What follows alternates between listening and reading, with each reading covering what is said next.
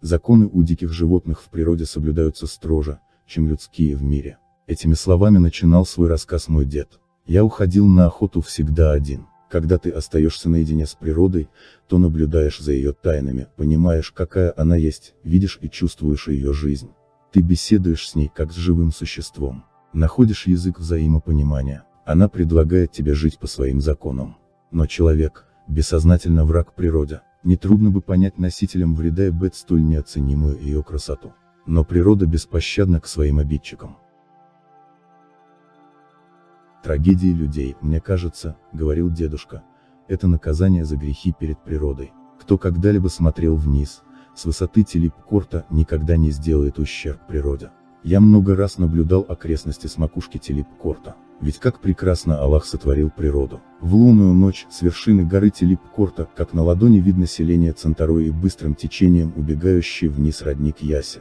Цепляясь за камни, образовывая мини-фонтаны, обходя все препятствия, бежит родниковая речка на равнинную плоскость и тянется через Ногайские степи в объятия Каспийского моря. Всякий раз, спускаясь с вершины Телепкорта, я на мгновение останавливался, делал глубокий вздох и произносил: как жаль расставаться с такой красотой. Однажды, когда я приблизился к висячему камню, продолжал рассказ дедушка, на тропинке, преградив мне путь, стояла стая из 5 волков. Буквально в 20 шагах от меня волки, небрежно высвечивая клыки, злобно рычали. Я понял, что если не уступлю им тропинку, нам здесь без схватки не разойтись. И освободил им путь, а волки прошли мимо меня, не соблюдая осторожности, будто бы меня здесь вовсе и не было. Не прошло и полчаса, когда меня донесся волчий вой, примерно на вершине Телепкорта, откуда я недавно спустился. Все это было так сильно похоже на чеченский хоровой зикр, что, остановившись и глядя на луну, любуясь окружающей местностью, я долго слушал пение волков.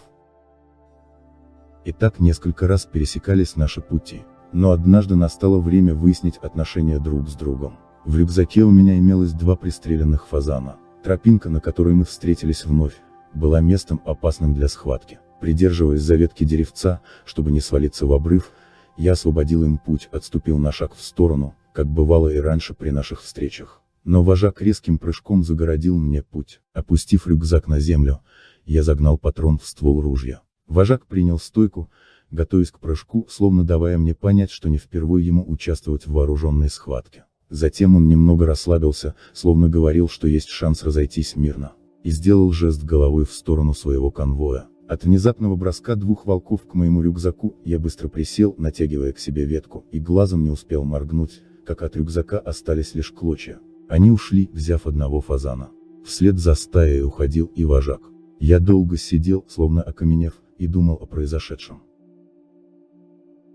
Но вновь и вновь ходил я на вершину горы Телепкорта на охоту, и однажды возле старого дуба наши пути вновь сошлись. Но теперь в рюкзаке у меня был только 1 фазан. Я сразу бросил рюкзак вглубь стаи и немного отошел, но вожак сам приблизился к нему, обнюхал и ушел ни с чем. С десяток лет в нашем селе не было случая, чтобы волки нападали на скотину. Люди уже отвыкли от угроз лесных хищников, но как-то, раз ночью раздались выстрелы, слышно были крики, что волки 3-4 овец задушили, 2 увели. Я был во дворе, видел 2 волков, убегающих с добычей вглубь леса. Не поверите, но на спинах у них были овцы, я впервые видел такое.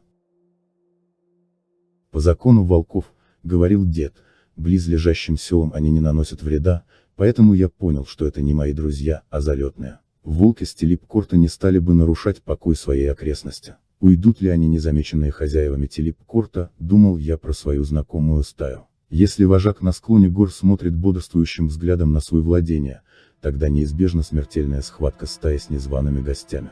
Не успел я осмыслить ситуацию, как сквозь доносящее тихое пение птиц услышал рев волков. Будто бы дрожала земля под ногами. Верите или нет, мне казалось, что слышу удары лап и вижу блеск сверкающих клыков. И все это длилось минут 20. На рассвете, после намаза, я направился к уже собравшейся толпе людей, которые рассматривали 3 убитых волков на склоне горы, где состоялся смертельный бой 2 волчьих стай. Внизу у обрыва нашли 4-го искусанного, раненого волка. По своему обычаю, волки не оставляют в живых раненых волков, даже из своей стаи. Зная их повадки, говорил дед, я смотрел по сторонам, не укрывается ли где-то исполнитель, и не ошибся, часто выглядывая из леса, нервно метался мой старый знакомый, вожак стаи. И, встретив мой взгляд, казалось, он только и ждал этого. Он скрылся в лесу, довольный своим поступком. Люди кинулись к обрыву, кто с вилами, кто с палками, добивать израненного волка. Я понял, что толпу невозможно было остановить просьбами, и сделал 2 выстрела в воздух, заявив, кто сделает еще хоть шаг к волку, клянусь, 3-й выстрел будет его. А сам направился к обрыву. Беспомощно стараясь пошевелить головой, лежал раненый волк, истекая кровью. Его тяжелое состояние мне было понятно, но без посторонней помощи я не смог бы донести его домой. 2 молодых людей, догадавшись по моему взгляду, спустились ко мне, со словами «Мы готовы помочь тебе». По всей вероятности, волк защищал наши интересы. Понесем его, если его еще можно спасти. Я знаю хорошего ветеринара, ему теперь поможет только покой, нужно унести его в мою хижину, сказал я им. Некоторые односельчане были недовольны тем, что я спасал волку жизнь. С каждым днем крепла дружба между дедом и спасенным волком. В селе было много разговоров. Одни твердили, что селение Цанторой спокойно жило многие годы, так как его охраняли волки с Телипкорта. А другие говорили, что, якобы, дед носил в волчье логово Телипкорта мертвые туши овец, коров, и потому, мол, волки охраняли село. Но как бы то ни было, в селе действительно царило спокойствие. Дед дал имя спасенному им волку, Турпал. Когда он произносил это имя, волк вскакивал на ноги и настороженно смотрел на своего спасителя, как бы спрашивая, а что дальше? Дед подносил ему большие куски мяса и воду. И дружно, не мешая друг другу, они трапезничали. Но вскоре настал день расставания. Дед вместе с волком, которого назвал Турпалом, направился к Телипкорту. Приблизившись к висячему камню, он увидел стоящих в ряд волков, и впереди в стойке, вожака с высоко поднятой головой, словно ожидалась схватка. Деду на минуту пришла в голову мысль, что он вскормил и выходил чужого, но, обернувшись к Турпалу, он увидел радость встречи в его сверкающих глазах, и, решив, что теперь можно и уйти, он направился чуть выше к роднику, понимая, что его отсутствие не составляет никакой угрозы для Турпала. Со стороны он видел, что стая радостно встретила Турпала, и, повернувшись, ушел домой. Но этим не закончились трагедии его друзей. В субботний день эхом отдавались выстрелы со стороны Телипкорта. Не прошло 2 часов, как по селу разнесся слух, что сыновья Саида убили волчицу и принесли 2 волчат. Собравшаяся во дворе Саида толпа дразнила еще маленьких волчат. Дед подошел к ним, недовольный поступком братьев, ругая их за это. Он ведь всегда предупреждал, волки не прощают. Положив волчат в мешок, дед отнес их к логову. Хотя я знал, говорил дед, что волки не примут волчат, но надеялся, что, увидев меня, оставят их в живых. Но закон беспощаден. Спустя неделю, охваченный тревогой о судьбе волчат, он вновь пошел к их логову. Его беспокойство оказалось небезосновательным. Умерщвленные волчата лежали у родника. Прошло более месяца, но волки так и не появились в своем логове. В таких случаях волки навсегда покидают свои жилища. Как-то поздним вечером дед возвращался с охоты, когда навстречу ему вышел Турпал, которого он давно уже не видел. Тот словно звал его за собой, будто хотел что-то ему показать. «Пришел», — обрадованно сказал дед. «Но вот с чем». Волк не на шутку, еле слышно зарычал, требуя от него повиновения, и пошел, повернувшись к нему спиной. Уходя, он вновь и вновь останавливался, зовя его за собой, словно на помощь. Когда волк направился к сенокосному участку Саида, меня охватили страх и смятение, продолжал свой рассказ дедушка. Недалеко друг от друга лежали убитые сыновья Саида. Сам он был сильно ранен. С полметра от него лежал убитый им старый вожак стаи. Я посмотрел вслед удаляющемуся вглубь леса Турпалу, и сказал чуть слышно: «Что же ты наделал?» Мои опасения оправдались. Когда в доме Саида люди собрались на похороны, он рассказал: «Мои сыновья совершили преступление и поплатились смертью. Когда волки напали на сыновей, я хотел помочь, но вожак не подпускал меня, сбивая с ног. Меня они не трогали до той поры, пока я не зарубил вожака, который успел дважды укусить меня перед смертью. Но тут за меня вступился Турпал, он сбил меня с ног, этим предотвращая мою смерть, и не подпустил ко мне других волков. Они уходили врозь. Турпал ушел один. Дед говорил, в полнолунную ночь в доме Саида проходило священное пение зикр, а со стороны Телипкорта до рассвета доносился волчий вой, удивительно похожий на пение зикр. Будто бы вместе с нами они разделяли нашу боль. Так наша жизнь неразрывно вплетена в ткань бытия. Мы, чеченцы, подобно волкам, не прощаем смерти невинно убитых сестер и братьев. И мы также не прощаем предательства. Гордый и непокорный чеченский народ, который хотят сломить, поставить на колени, лишить своего логова, всех своих законов. Который год его терзают и мучают. Хотят просто стереть с лица земли. И как же вы думаете, волчья стая не встанет на дыбы?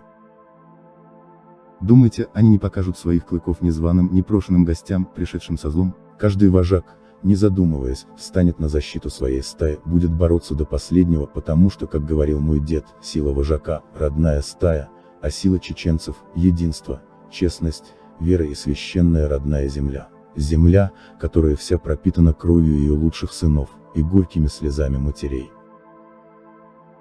Еще в 40-е годы, когда чеченские и ингушские народы за ни за что выслали в Казахстан, наши предки, старцы, которые отжили свое, со слезами на глазах и острой болью в сердце, думали лишь об одном, о своей священной земле. Боялись вновь не увидеть ее, боялись быть захороненными на чужбине. Узнав о выселении, мой дед взял немного земли, завернув в носовой платок, и увез с собой на чужбину. Там он хранил ее многие годы, как самое священное и дорогое, пока не настал последний час его жизни. А незадолго до смерти он попросил своего сына, моего отца, принести его сверток с родной землей, который долгие годы хранился в его чемодане. Развязав трясущимися руками узелок платка, плача как маленький ребенок, жадно взяв ее в руки, он начал целовать ее и говорить: «Жаль, что мои останки предадут не тебя, но пусть эта горсть первая ляжет на мой саван». Потом, оглядев присутствующих, он медленно повел свой рассказ. Мы жили и не подозревали, что нам готовится выселение. Но в одно прекрасное утро пробил наш час. Село оцепили военные, они были всюду, в каждом дворе, на улицах и даже в лесу. Нам был отдан приказ быстро собираться в дорогу. С собой брать только самое необходимое, ровно столько, сколько сможем унести на руках. Наша пешая колонна, под сопровождением конвоя НКВД, двинулись из села по дороге в районный центр. Дорога шла через лес, минуя другие села. И вот, когда мы дошли до села Ахкичу-Борзой, идущие впереди остановились без команды конвоя. Раздался голос командира, кто дал команду остановить колонну. «Эй, там впереди! Почему колонна остановилась?» Конвой, идущий впереди, ответил: «Волк преградил нам путь. Так застрелите его». Турпал, когда человеческая стая остановилась, вероятно подумал, что они рады их встрече, он увидел в их глазах любопытство. Турпал и сам любовался лицами человеческой стаи, он никогда не видел людей в таком количестве. Волк приблизился к колонне и, не испугавшись толпы, сделал несколько кругов перед стоящими на дороге людьми, а затем скрылся в глуши, словно зовя их за собой к своему логову. Но люди стояли на месте. Турпал тогда вновь вернулся к колонне и опять сделал несколько кругов, показывая им прекрасный танец, сделал несколько прыжков к лесу, повернулся лицом к колонне, посмотрел непонимающим взглядом, будто бы спрашивал: «Почему стоите? Мы же всегда понимали друг друга, вы должны вернуться к своему логову, что же происходит?» Идущие впереди поняли, что волк не желает им зла и зовет их с собой. Все его доброжелательные повадки объяснялись тем, что он кого-то искал среди толпы народа. Танец волка с поднятой головой и вытянутым в трубу хвостом говорил о дружбе и преданности, о соблюдении всех законов дружбы между человечьей и волчьей стаями. Люди с восхищением смотрели на волка и завидовали его свободе и красоте. Взгляд Турпала для всех был запоминающейся картиной живой природы. Турпал искал взглядом своего старого знакомого, то есть дедушку. Взгляды их встретились. Дед говорил, глазами он будто спрашивал меня: «Почему ваша стая уходит? Куда вы? Что случилось? Не стала ли причиной вашего ухода последняя наша схватка?» Я же, зная, что произойдет в следующую минуту, кинулся к волку. Но не успел сделать и 10 шагов, как автоматная очередь сразила Турпала. «Как глупо!» – прошептал я, и, обняв тушу мертвого друга, заплакал. «В чем ты-то виноват?» Все вокруг удивились, особенно конвой, но последовала команда вперед, и колонна двинулась. Я все еще плакал над другом, а чеченцы, знавшие про нашу дружбу, поддерживали меня и, похлопывая по плечу, проходя мимо, выражали мне соболезнования. Когда все прошли, командир, отдавший приказ расстрелять волка, подошел ко мне и произнес: «Прости, дед, я ведь не знал. Этот волк сопровождал нас еще от самого села Цанторой. Я просто не понял, зачем». И с этими словами он дал приказ солдатам помочь мне похоронить моего друга. И я похоронил Турпола под деревом груши. Вот оттуда я и взял эту горсть земли. Закончил он свой рассказ. С этими последними воспоминаниями, оплакивая свою отчизну, он ушел к Аллаху. Вот что значит священная земля отцов, вот что значит родное логово, родная стая, честь. Так, подобно моему деду, ушли многие из наших предков, не припав к знакомому до боли порогу, не вдохнув в свою грудь чистого горного воздуха, где один запах диких растений говорил о родном и близком, о своем. Это священная земля, ради которой мы сегодня проливаем кровь. И это не первые ручьи крови, и не сегодня это началось, а длится это с далеких прошедших времен, со времен шейха Мансура и Шамиля. Если бы наша земля могла говорить, земля, которая нас породила и заберет в свои покои, сколько кровавых историй она бы поведала нам, о скольких уничтоженных незваными врагами, о трагических судьбах чеченских и ингушских семей рассказала бы она. Рассказала бы так и столько, что нашим ушам было бы невыносимо больно слушать эту жестокую правду. Мы бы от боли кричали: «Хватит, довольно!» Но это наша история. История, которая напоминает о себе воспоминаниями. Она у нас в сердцах, в крови, и передается из поколения в поколение. Историю деда мне рассказал мой отец, а я передам ее своему сыну. Сегодня мы боремся, проливаем кровь за простое право. За право жить на земле своих отцов. Каждый кусок земли, каждый камень, деревья, стоящие столетиями, мы защищаем, отдавая самое дорогое, дарованное Аллахом, жизнь.